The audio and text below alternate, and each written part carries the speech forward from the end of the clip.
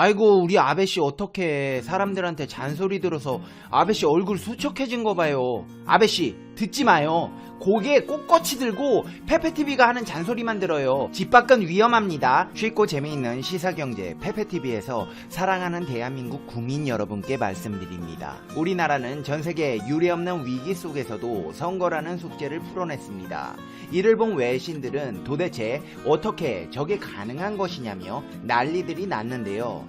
아니 솔직히 지금 다른 나라들은 선거는커녕 집 밖에도 못 나가게 하는데 제가 한국 사람이라 하는 말이 아니라 진짜 대한민국 대단한 나라입니다. 특히 일본의 반응이 뜨거운데요. 이번 시간에는 총선 후 다른 나라들의 반응을 살펴보며 시청자 여러분의 시사, 경제, 상식의 격을 높여드리는 팩트 맛집 팩트 폭격기 페페TV에서 팩트로 제대로 알아보겠습니다. 페페TV 팩트 체크. 이번 사태의 대유행으로 인해 세계의 47개국이 각종 선거를 미룬 가운데 전 세계가 한국에서 예정대로 질서정연하게 치러진 총선에 주목하고 있습니다. 특히 이번 사태 확산 우려에도 색다른 방역 조치로 기록적인 투표율을 보였다는 점에 주목했습니다. 미국, 프랑스 등 다수 국가가 현 사태로 선거를 연기한 가운데 한국에선 예정대로 총선이 실시되자 외신들이 한국의 총선 상황에 관심을 두고 보도했습니다. BBC 방송은 홈페이지에 한국의 총선 소식을 주요 기사로 소개하며 한국 유권자들이 마스크를 착용한 채 투표장을 찾았다고 보도했습니다. 또 유권자들은 투표장 앞에서 1m씩 떨어져 줄을 서서 차례를 기다린 다음 손을 소독하고 비닐장갑을 착용한 뒤 체온을 측정해야 투표용지를 받아들고 기표소에 들어갈 수 있었다며 꼼꼼한 방역 절차를 소개했습니다. 각 유권자도 사회적 거리를 두기 위해 설치한 표식에 맞춰 인내심을 갖고 자신의 순서를 기다렸다고 전했습니다. 로라 비커 BBC 한국 특파원은 일부 비평가들이 투표가 혼돈 속에 치러질지 모른다고 우려했지만 사전투표가 차분하게 치러진 것을 목격했다고 전했습니다. 또한 사전투표율이 26%로 역대 최고치를 기록했다며 이번 사태의 공포가 투표 참여에 영향을 미치지 않는 것 같다고 덧붙였습니다. BBC는 이번 선거에서 만 18세 유권자가 처음으로 투표권을 갖게 됐다는 점도 소개하면서 서울역에 만난 이들은 투표권 행사에 모두 흥분한 듯 보였으며 세계적인 위기도 이들을 방해하지 못했다고 전했습니다. 블룸버그 통신도 한국에서 전 세계에 이번 사태가 퍼진 이래 가장 큰 선거가 진행 중이라며 한국의 총선이 다른 국가 지도자들에게 본보기가 될 수 있다고 보도했습니다. 특히 미국 일부 주가 대선 후보 경선을 미루고 프랑스는 감염자 수 폭증으로 지방선거를 미룬 상황에서 한국이 선거를 치러 대조를 이룬다고 지적했습니다. 독일 언론은 마스크와 일회용 장갑 착용 등 투표장의 철저한 방역 절차와 예상 외의 높은 투표율에 각별한 관심을 보였습니다. 특히 DPA 통신은 한국이 현 사태에서 모범이 되었다며 대한민국은 다른 나라에서 못한 일들을 해냈다고 했습니다. CNN 방송은 유권자들의 인터뷰를 인용해 현 사태가 이번 투표를 더욱 중요하게 만들었다며 다른 국가들과 달리 바이러스도 한국의 선거를 막지 못했다고 전했습니다. AFP 통신 등 외신도 여당의 압승을 신속하게 전하며 한국 유권자들의 선택은 정부의 현 사태 대응에 힘을 실어줬다고 보도했습니다. 폼페이오 미 국무장관은 한국의 총선은 현 사태 대유행 상황에서 전 세계의 본보기라며 찬사를 보냈습니다. 그도 그럴 것이 미국에선 15개 이상 주에서 대선 경선이 연기되었으며 프랑스는 지난달 치른 지방선거 1차 투표가 역대 최저 투표율을 기록하자 결국 2차 투표를 미뤘습니다. 폴란드도 5월 10일 예정된 대통령 선거를 우편 투표로 진행할 계획입니다. 영국도 지방선거를 연기하는 등 지금까지 최소 47개국이 현 사태로 인해 선거를 연기했습니다. 아이고 프랑스님들, 프랑스는 민주주의라면서요. 자유가 있다면서요. 그런 나라가 어떻게 민주주의의 꽃 선거를 미룰 수가 있는 거예요? 이해가 안 되네. 동성 공개는 자유의 침해라고요? 하던 나라에서 밖에도 못 나가게 선거도 못하게 그런 나라가 무슨 자유를 노네요. 한국 선거에 관심이 있는 건 일본도 마찬가지입니다. 일본 주요 언론은 한국 총선이 여당의 압승으로 막을 내린 것에 대해 현 정부의 대응을 유권자들이 긍정적으로 평가한 것이라고 분석했습니다. 일본과의 현안에선 강경 자세를 지켜온 한국 정부의 집권 지반이 강화되면서 한일 관계의 악화 상황이 지속할 것으로 전망했습니다. 요미우리 신문은 한국의 현 정권의 의석 과반수 획득이 현실화됐다며 문 정권의 위기 관리 능력이 평가받았다고 분석했습니다. 한국 대통령이 레임덕 없이 임기 만료까지 안정된 정권 기반을 마련했다고 평가했습니다. 특히 한일 관계에 대해서는 한일 관계 악화를 둘러싸고 대화를 하며 극단적 대립을 피하는 현재 노선은 유지될 전망이라면서도 강제징용 문제 등 현안 해결은 짐작이 어렵게 됐다고 내다봤습니다. 신문은 마스크를 착용하고 체온을 잰 후 비닐 장갑을 착용한 채 투표하는 한국의 투표소 상황을 전하기도 했습니다. 아사히 신문 역시 일제징용 피해자 배상 문제로 악화한 한일 관계가 이번 총선에서 쟁점이 되지 않았지만 역사인식에서 일본의 엄격한 자세를 보여온 진보계 여당의 발언력이 커지게 됐다며 한일 청구권 협정을 둘러싼 문제에서 한국 정부가 한층 강경한 자세를 보일 가능성이 있다고 전망했습니다. 지지통신은 대일 개선 험난하다 한국 총선거라는 제목의 기사로 이번 총선에서 현 정권이 승리하면서 강경한 대일 정책도 계속될 공산이 크다고 풀이했습니다. 그러면서 남은 2년 대통령 임기 내 한일 관계 개선 방향을 전환하는 것은 험난할 전망이라고 분석했습니다. 특히 강제징용 문제 등을 둘러싸고 한일 관계가 악화 일로를 걸어왔다고 설명하며 강제징용 문제와 관련 해결책으로 한국 국회에서 일본 기업 등 기부금으로 기금 설립안이 제출됐으나 성립될지 알 수 없다며 외교 소식통을 인용해 2년 후 대통령 선거를 겨냥해 한국 측이 일본에 양보를 하는 것은 생각하기 어렵다고 전했습니다. 특히 레드라인을 넘을 경우 한일 관계는 회복 불가능한 단계까지 얼어붙을 우려가 있다고 덧붙였습니다. 도쿄신문은 이번 총선에서 여당이 패했다면 임기 2년여를 남긴 한국 대통령의 레임덕 현상이 가속화될 것으로 예상됐지만 과반 의석을 확보해 안정적 정권 운영이 가능하게 됐다며 여당의 이번 승리에는 현 정부의 현사태 대응이 순풍으로 작용했다고 지적했습니다. 이어 징용 피해자 배상 문제 등 한일 현안 해결과 관련해 피해자 중심주의를 강조하는 현 정부의 입장을 고려할 때 향후에 한일 관계는 악화가 불가피할 것으로 예상했습니다. 우익 성향의 상케이신문은 이번 총선을 계기로 한국 정부가 반일 외교 노선에 박차를 가할 것이라며 다른 매체에 비해 한층 더 부정적으로 전망했습니다. 상케이는 현 사태에 잘 대응했다는 평가가 승리를 이끈 요인이 됐다고 분석하며 한국 대통령이 미래지향적 협력관계를 언급하는 등 한일 관계 개선 의지를 피력하고 있지만 여당과 지지층의 위안부 피해자 문제 해결에 관한 2015년 한일 합의 파기를 주장하는 목소리가 강하게 일고 있는 점 등을 들어 한일 관계 개선이 한층 멀어질 수도 있다고 예상했습니다. 일본은 모든 언론사가 총출동할 만큼 이렇게 한국에 관심이 많습니다. 하지만 정작 일본의 집권 자민당 내에서는 아베 총리 6월 퇴진설이 흘러나오고 있습니다. 마이니치 신문은 일본 자민당에서 아베 총리 6월 퇴진설이 흘러나오고 있으며 이 소문의 중심에는 총리의 우군으로 평가받는 니카이 도시히로 간사장이 있다고 전했습니다.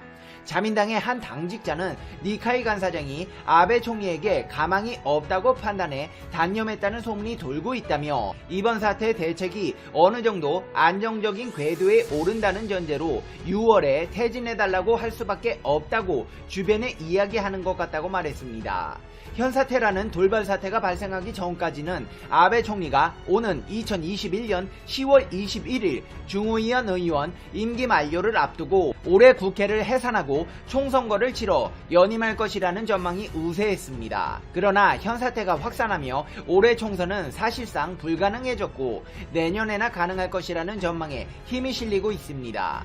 자민당의 한 중의원 의원은 내년 총선 전에 총리를 교체해 과감한 경제대책을 내놓음으로써 지지율을 끌어올린다는 게 니카이 간사장의 생각이라고 말했습니다. 아베 총리에 대한 국민들의 불만은 상당합니다.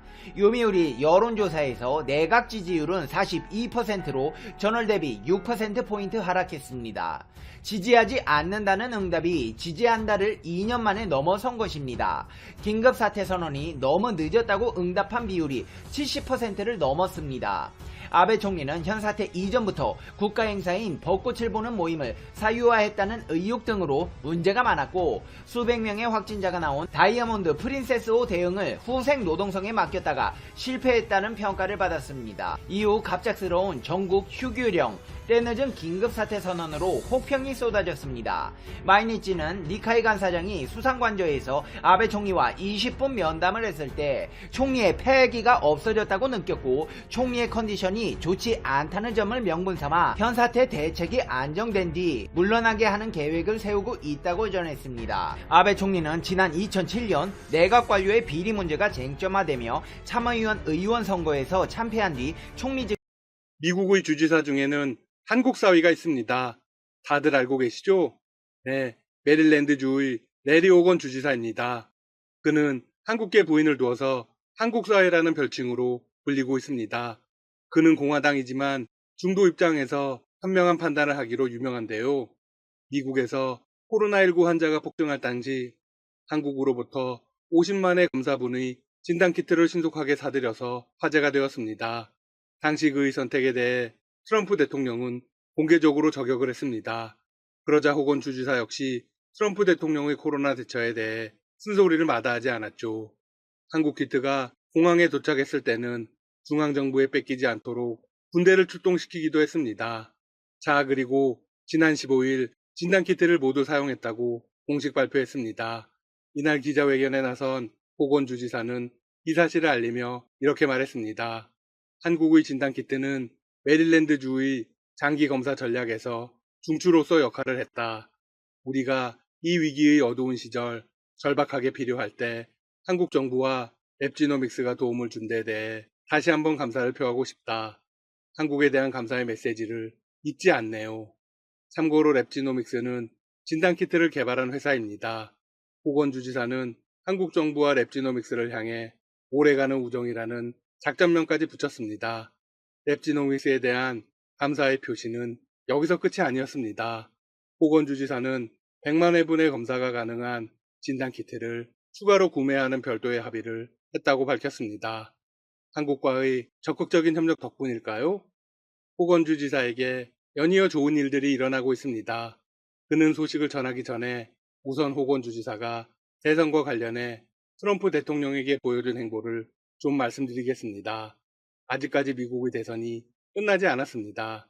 최근 선거인단 투표까지 완료되었지만 트럼프 대통령은 여전히 결과에 승복하지 않고 있습니다. 그러자 레리 호건 주지사가 방송국 인터뷰에 나섰습니다. 그는 CNN 인터뷰에서 트럼프 대통령을 겨냥해 이렇게 말했습니다. 우리는 선거와 관련해 가장 존경받는 나라였다. 하지만 이제 우리는 바나나 공화국처럼 보이기 시작했다.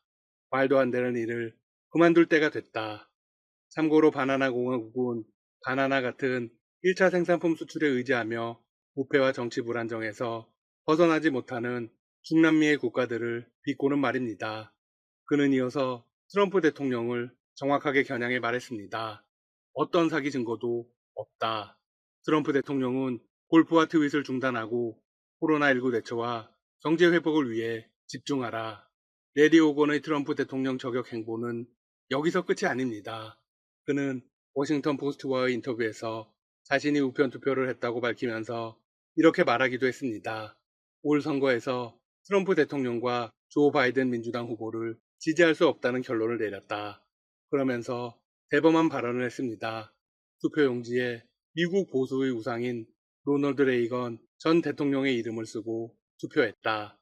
이어서 그는 자신의 행동에 대해 단순히 상징적인 행동이라며 메릴랜드주에서 결과가 바뀌지 않을 것이라고 말했습니다.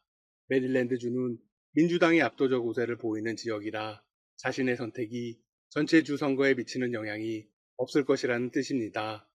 그는 앞서 2016년 대선 때도 트럼프 대통령을 찍지 않고 투표지에 메릴랜드주 연방하원 의원을 지낸 부친의 이름을 써냈습니다. 호건 주지사는 당초 공화당의 대선 경선에 뛰어들어 트럼프 대통령과 대결을 벌일 것이라는 예측이 있었습니다.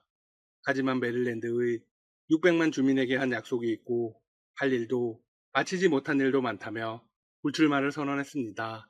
그럼에도 호건 주지사는 공화당 중도 진영의 차기 유력 대선 후보군 중 하나입니다.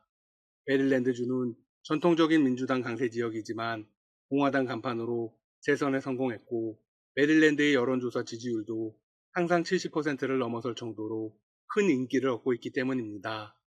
쉽지 않은 일이죠. 가우처 대학이 발표한 여론조사 결과에 따르면 메릴랜드 주민의 82%가 호건 주지사의 코로나 대응을 적극 지지한다고 밝혔습니다. 그는 트럼프와 달리 마스크 착용과 사회적 거리두기 등을 강조해왔습니다. 한국과 동일한 방식을 취한 것입니다. 이런 활약 때문일까요? 호건 미국 주지사가 곧 중도 성향 정치단체를 이끌게 되었습니다. 뉴욕타임스와 정치 전문 매체 더힐은 호건 주지사가 온건 중도 성향의 정치단체 노 레이블스의 공동의장으로 합류한다고 전했습니다. 노 레이블스는 극단적 당파주의를 거부하는 미국 민주당과 공화당의 중도 세력과 무당파 인사들이 2010년 세운 단체입니다. 호건 주지사의 중도 정치단체 참여에 대해서 여러 해석이 나오고 있는데요. 가장 유력한 건 2024년 차기 대선 출마를 앞둔 호석이라는 것입니다. 공화당 내 잠룡으로 분류되는 그가 보수적인 공화당 색채에 국한되지 않고 중도로의 정치 보폭을 본격적으로 넓히려는 행보라는 것입니다. 만약 그가 대통령이 된다면 한국에게 더욱 감사하게 될 것입니다. 코로나19 같은 엄중한 상황에서 한국에 도움이 없었다면 성공적인 대처를 할 수 없었겠죠? 물론 호건 주지사가 반트럼프 성향이라고 해서 공화당에 등을 돌린 것은 전혀 아닙니다. 그는 다음 달 5일 조지아주 상원 결선 투표를 앞두고 노골적인 친트럼프 행보를 보이는 데이비 퍼듀와 켈리 레플러 공화당 상원 의원을 지지하고 있습니다. 호건 주지사는 이에 대해 나는 여전히 상식이 있는 보수적인 공화당원이라고 말했습니다. 어쩌면 호건 주지사야말로 진정한 보수일지 모르겠네요. 한편 호건 미국 메릴랜드 주지사의 부인인 한국계 유미 호건 여사는 지난달 24일 한국 정부로부터 훈장인 동백장을 받았습니다. 메릴랜드 주정부에 따르면 유미 호건 여사는 이날 워싱턴 DC 주미 한국 대사관에서 호건 주지사와 이수혁 주미 대사 등이 참석한 가운데 수훈식을 가졌습니다. 호건 여사가 훈장을 받는 이유는 메릴랜드에서 한국 문화를 알리는데 중추적인 역할을 했기 때문입니다. 또한 코로나19 진단 키트를 긴급 공소하는 과정에서도 결정적인 역할을 했습니다. 호건 여사는 수상 소감에서 이렇게 밝혔습니다. 다양한 세대의 한국계 미국인을 한데 모으고 한국 문화와 유산의 가치, 아름다움을 알리는 것을 내 임무로 삼았다. 이 상은 내가 아닌 우리 공동체의 성공을 기리는 것이다. 한편 레리 호건 주지사와 같은 목소리를 내는 공화당 인사가 제법 듭니다. 대선 불복이 길어지자 공화당 내에서도 반발이 터져나오고 있죠. 트럼프 대통령과 가까운 인사도 공개적으로 트럼프 대통령을 강하게 비판하고 나섰습니다. 대표적으로 트럼프 대통령의 고문을 지낸 크리스틴 크리스티 전 뉴저지 주지사가 있습니다. 그는 ABC 방송과의 인터뷰에서 이렇게 말했습니다. 솔직히 말해 대통령 법률팀의 행동은 국가적으로 망신이다. 이들은 법정 밖에서는 선거 사기를 주장하지만 법정 안에서는 사기를 주장하지 않는다. 이들에겐 선거가 사기였다는 증거를 제시할 의무가 있지만 증거는 제시되지 않았다. 크리스틴 전 주지사는 트럼프 대통령의 최측근 인사로 잘 알려져 있습니다. 그는 이번 대선 후보자 토론회 때 트럼프 대통령의 준비를 도왔던 것으로 전해지고 있죠. 지금까지 닥터시사TV였습니다. 여러분 시청해주셔서 감사합니다. 구독과 좋아요 부탁드립니다.